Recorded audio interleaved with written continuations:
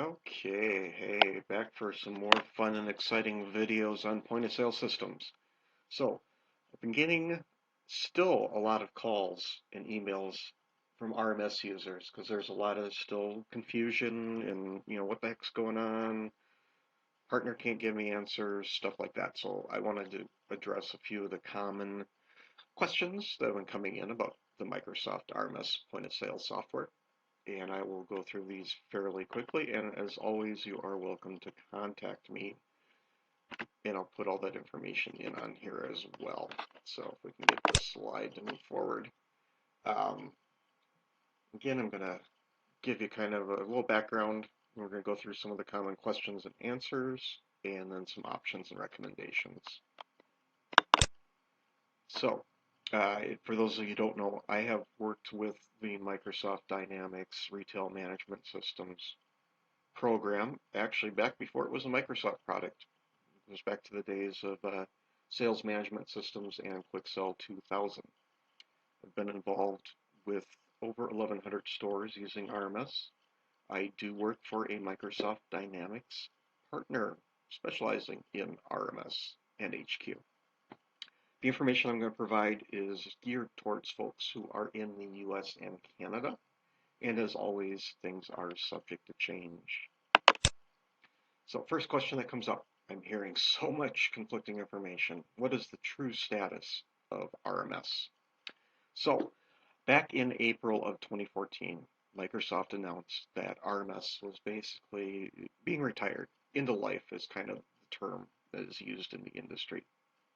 However, like most Microsoft products, doesn't mean like it's just gone the next day. It just means that there's a stepped timetable, I guess you would call it, for retiring the program. So specifically what happened in July of this year was the last time that new folks could buy the software, meaning existing stores can add licenses and things like that. But, if you're a new store, you can't buy RMS. Not legally, and not if you want it to be supported and functional. So ignore what you see on eBay and Amazon and stuff like that. The sales have ended to new customers. Officially, there will be an extended support phase that will run through July of 2021. So there's still a lot of years left on the program. It's just part of the phasing is not doing new sales to new customers. So what are your options if you are an RMS user? So the most current version of RMS, basically 2.02, with cumulative service pack, release 5, which I think was December of 2013, if I recall correctly. That will be supported through July of 2020 or July of 2021, depending on your software maintenance agreement. And what that refers to, if you are paying that annual fee for software maintenance to your Microsoft partner or to Microsoft directly.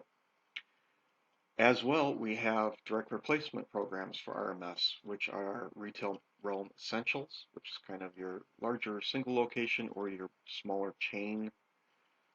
And then we have Retail Management Hero, which is presently for single location RMS users,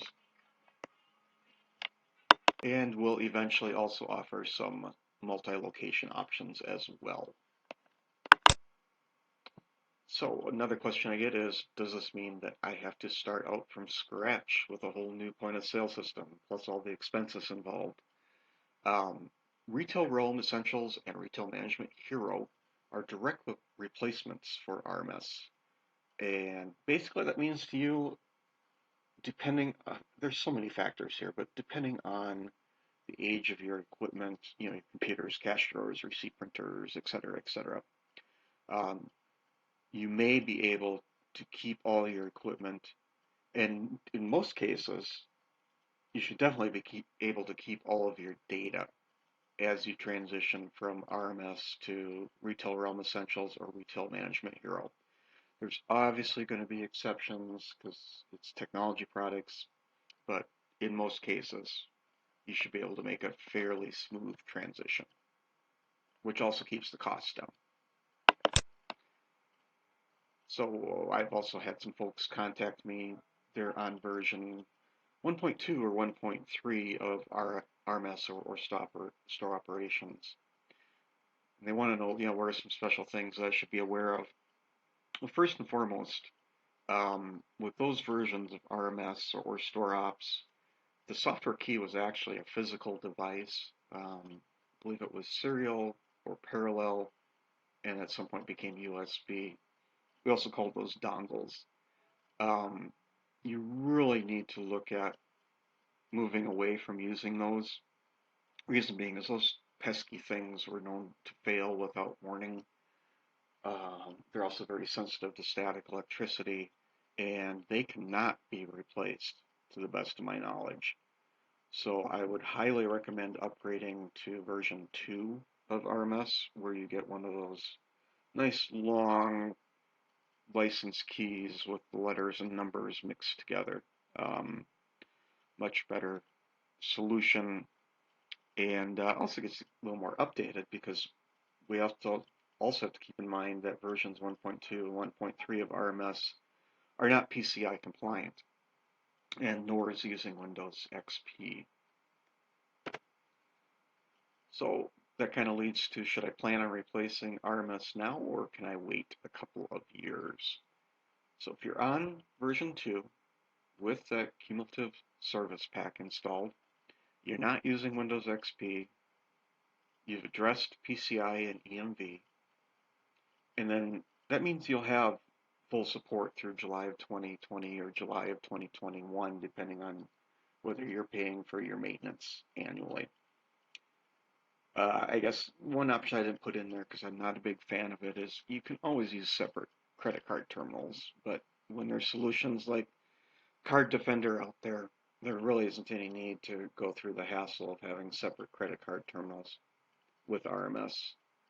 And also put a note that, keep in mind, something could come around, EMV2, or who knows what sort of big change will come up that will make a switch or an upgrade happen sooner than later. So just be prepared for that.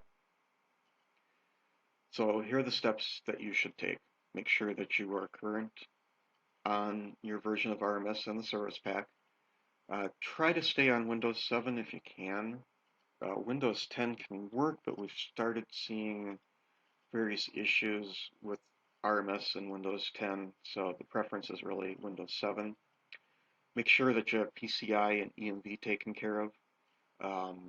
If you've not addressed that, now is a great time. We've got the Card Defender solution for RMS, processor agnostic, doesn't charge any additional per transaction fees or anything like that. And then also, find a Microsoft Dynamics RMS partner that will support you. The worst thing is being kind of orphaned and not having anyone to turn to for support. Hey, maybe support you need in 2 days from now, or support that you need 2 years from now.